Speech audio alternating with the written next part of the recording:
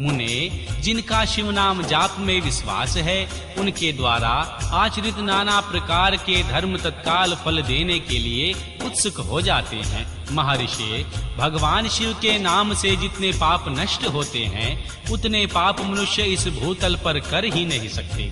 जो भगवान शिव नाम रूपी नौका पर आरूढ़ हो संसार रूपी समुद्र को पार करते हैं, उनके जन्म मरण संसार के मूलभूत के वे सारे पाप निश्चय ही नष्ट हो जाते हैं। महामुने, संसार के मूलभूत पातक रूपी पादकों का शिव नाम रूपी कुठार से निश्चय ही नाश हो जाता है। जो पाप रूपी दावानल से पीड़ित हैं, उन्हें शिव नाम रूपी अमृत का पान करना चाहिए। पापों के दावानल से दग्ध होने वाले लोगों को उस भगवान शिव नामामृत के बिना शांति नहीं मिल सकती। जो शिव नाम रूपी सुधा की वृष्टि जनित धारा में गोते लगाते हैं, वे संसार रूपी दावानल के बीच में खड़े होने पर भी शोक के भागी नहीं होते। जिन महात्माओं के मन में भगवान शिव के नाम के प्रति बड़ी भारी भक्ति है, ऐसे लोगों को सहसा और सर्वथा मुक्ति होती है। मुनीश्वरों, जिसने अनेक जन्मों तक तपस्या की है, उसी की भगवान शिव के नाम के प्रति भक्ति होती है, जो समस्त पापों का नाश करने वाली है। जिसके मन में भगवान शिव के नाम के प्रति कभी खंडित न होने वाली असाधारण भक्ति प्रकट हुई है, उसी के लिए मोक्ष सुलभ है। यह मेरा मत है। जो अनेक पाप करके भी भगवान शिव के नाम जाप में आदर पूर्वक लग गया है, वह समस्त पापों से मुक्त हो ही जाता है, इसमें कोई संशय नहीं है। जैसे वन में दावानल से दग्ध हुए वृक्ष भस्म हो जाते हैं, उसी प्रकार शिव नाम रूपी दावानल से दग्ध होकर उस समय तक के सारे पाप भस्म हो जाते हैं। हे शौनक जी, जिनके अंग नित्य भस्म लगाने से पवित्र हो गए हैं तथा जो भगवान शिव का नाम का जाप करने में लगा है, वह घोर संसार सागर को भी पार कर ही लेता है। संपूर्ण वेदों का अवलोकन करके पूर्ववर्ती महर्षियों ने यही निश्चित किया है कि भगवान शिव के नाम का जाप संसार सागर को पार करने के लिए सर्वोत्तम उपाय है। हे मुनीश्वरों, अधिक कहने से क्या लाभ है। मैं श्री शिव के नाम के सर्व पापहारी महत्व का एक ही श्लोक में वर्णन करता हूँ। भगवान शंकर के एक नाम में भी पाप हरने की जितनी शक्ति है, उतना पातक मनुष्य कभी कर ही नहीं सकता। मुने, पूर्व काल में महापापी राजा इंद्रक्षुम्न ने शिव नाम के प्रभाव से ही उत्तम गति प्राप्त की थी। उसी तरह कोई ब्राह्मणी युवती भी जो बहुत पाप कर चुकी थी, वह श्री शिव के नाम के प्रभाव से ही उत्तम गति को प्राप्त हुई। द्विजवरों, मैंने इस प्रकार तुमसे भगवान नाम के उत्तम महत्व का वर्णन किया है। अब तुम भस्म के महत्व का वर्णन सुनो, जो समस्त पावन वस्तुओं को भी पावन करने वाला है। महर्षियों, भस्म संपूर्ण मंगलों को देने वाला तथा उत्तम है। उनके दो भेद बताए गए हैं, उन भेदों का वर्णन भी मैं करता हूँ, सावधान होकर सुनो। एक को महाभस्म जानना चाहिए और दूसरे को स्वकल्प भस्म। महाभस्म के भी अनेक भेद हैं, वह 3 प्रकार की कही गई है, श्रोत, स्मार्त और लौकिक। स्वकल्प भस्म के भी बहुत से भेदों का वर्णन किया गया है। श्रोत और स्मार्त भस्म को केवल द्विजों के लिए ही उपयोग में आने योग्य कहा गया है।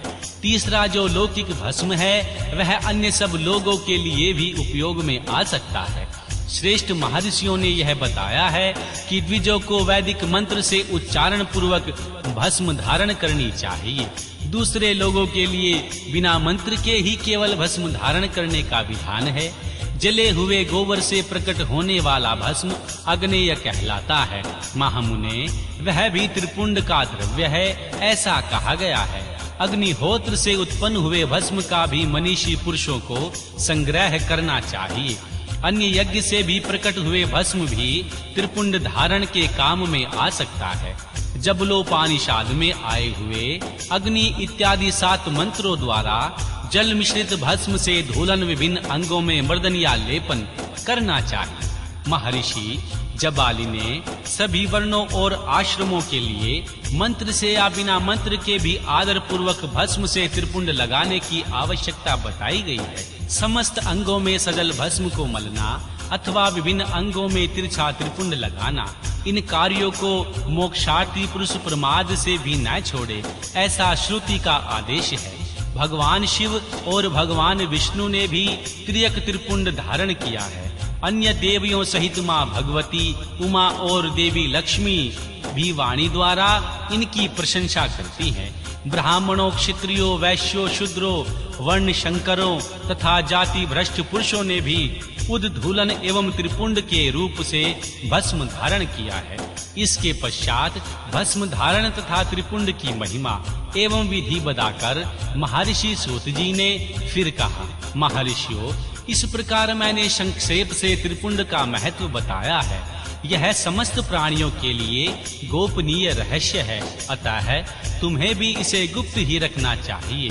मुनीश्वरों, ललाट आदि निर्दिष्ट स्थानों में जो भस्म से 3 तिरछी रेखाएं बनाई जाती हैं, उन्हीं को विद्वानों ने त्रिपुंड कहा है। भौहों के मध्य भाग से लेकर जहाँ तक भौहों का अंत है, उतना बड़ा त्रिपुंड ललाट में धारण करना चाहिए। मध्यमा और अनामिका अंगुली से 2 रेखाएं करके बीच में अंगुष्ठ द्वारा प्रतिलोम भाव से की गई रेखा त्रिपुंड कहलाती है। अथवा बीच की 3 अंगुलियों से भस्म लेकर यत्न पूर्वक भक्ति भाव से ललाट में त्रिपुंड धारण करें। त्रिपुंड अत्यंत उत्तम तथा भोग और मोक्ष देने वाला है। त्रिपुंड की 3 रेखाओं में प्रत्येक के 9 देवता हैं, जो सभी अंगों में स्थित हैं। मैं उनका परिचय देता हूँ, सावधान होकर सुनो। मुनीश्वरों, प्रणव का प्रथम अक्षर आकार, ग्रहपत्य अग्नि, पृथ्वी धर्म रजोगुण, ऋग्वेद क्रिया शक्ति, प्रात स्तवन तथा महादेव, ये त्रिपुंड की प्रथम रेखा के 9 देवता हैं। यह बात शिव दीक्षा पारायण पुरुषों को अच्छी तरह समझ लेनी चाहिए। प्रणव का दूसरा अक्षर उकार, दक्षिणाग्नि, आकाश सत्व गुण, यजुर्वेद मंद्यादिन सवन, इच्छा शक्ति, अंतरात्मा तथा महेश्वर, ये दूसरी रेखा के 9 देवता हैं।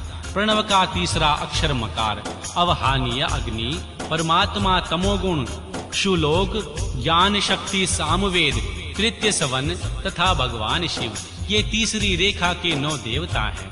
इस प्रकार स्थान देवताओं को उत्तम भक्ति भाव से नित्य नमस्कार करके स्नान आदि से शुद्ध हुआ पुरुष यदि त्रिपुंड धारण करे तो भोग और मोक्ष को भी प्राप्त कर लेता है। मुनीश्वरों, ये संपूर्ण अंगों में स्थान देवता बताए गए हैं। अब उनके संबंधी स्थान बताता हूँ, भक्ति पूर्वक सुनिए। 32, 16, 8 अथवा 5 स्थानों में त्रिपुंड का न्यास करें। मस्तक, ललाट, दोनों कान, दोनों नेत्र, दोनों नासिका, मुख, कंठ, दोनों हाथों में, दोनों कोहनियों में, दोनों कलाइयों में, हृदय के दोनों पश्रु भाग में, नाभि, दोनों अंडकोश में, दोनों उदरों में, दोनों गुल्फ में, दोनों घुटनों में, दोनों पिंडली और दोनों पैर, ये 32 उत्तम स्थान बताए गए हैं। इनमें क्रमशः अग्नि, जल, पृथ्वी, वायु, 10 दिक् प्रदेश तथा 10 दिक्पाल, 8 वस्तुओं का निवास है। वर, ध्रुव, सोम, आप, अनिल, अनल, प्रत्यूष और प्रभास, ये 8 वसु कहे गए हैं। इन सब का नाम मात्र लेकर इनके स्थानों में विद्वान पुरुष त्रिपुंड धारण करे अथवा एकाग्रचित हो 16 स्थानों में ही त्रिपुंड धारण करे। मस्तक, ललाट, कंठ, दोनों कंधे, दोनों भुजाएं, दोनों कोहनियां तथा दोनों कलाइयां, हृदय में भी और दोनों पसलियों में तथा पृष्ठभाग में त्रिपुंड लगाकर वहां दोनों अश्वनी कुमारों का, भगवान शिव शक्ति, रुद्र ईश तथा श्री नारद जी का और वामा आदि 9 शक्तियों का पूजन करें। सब मिलकर 16 देवता हैं।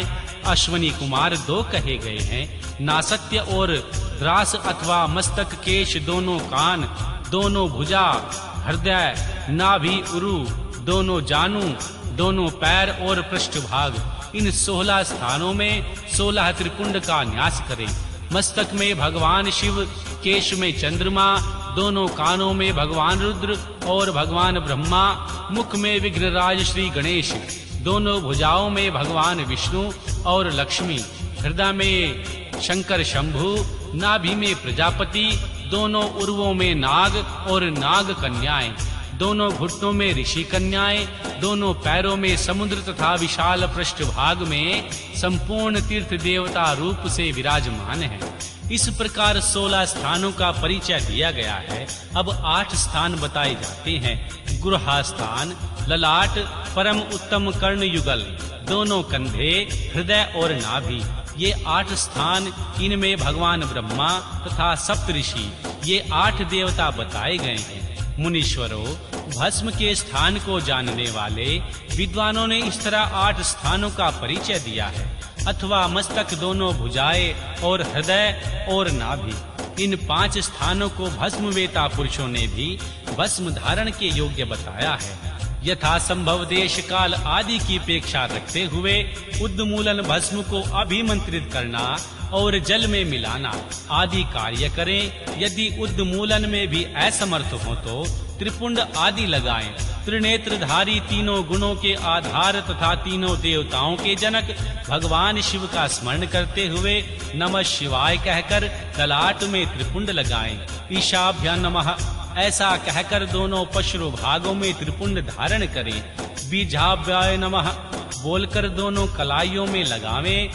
पितराभ्याय नमः कहकर नीचे अंग में, उमेशाभ्याय नमः कहकर ऊपर के अंग में, तथा भीमाय नमः कहकर पीठ में और सिर के पिछले भाग में त्रिपुंड लगाना अवश्य चाहिए।